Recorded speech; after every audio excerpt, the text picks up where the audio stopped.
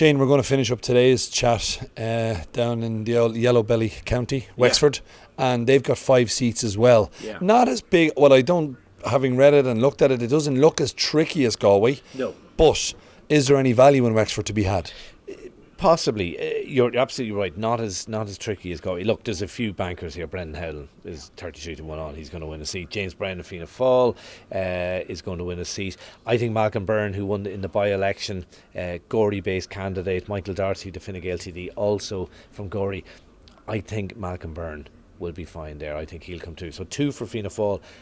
I don't think there's 2 seats for Fine Gael. Which of the 2 Fine Gael candidates is most at risk? Is it Michael Darcy or Paul Keogh, the minister?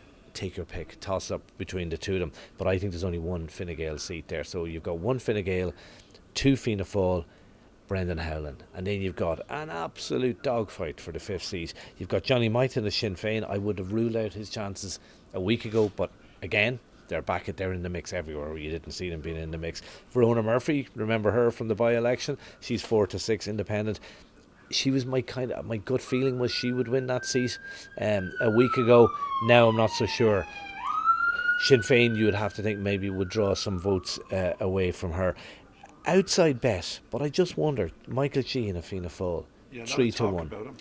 I just think he's hungry like the wolf. He does an unbelievable amount of stuff locally. He's a good man for PR.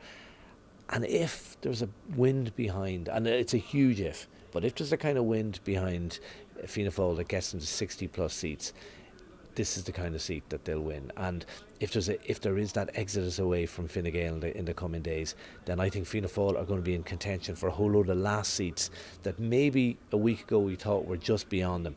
But they're going to be in there for those last seats, and they'll get a few of them. They won't get all of them, but they'll get a few of them. And who knows, Wexford just might be one of them.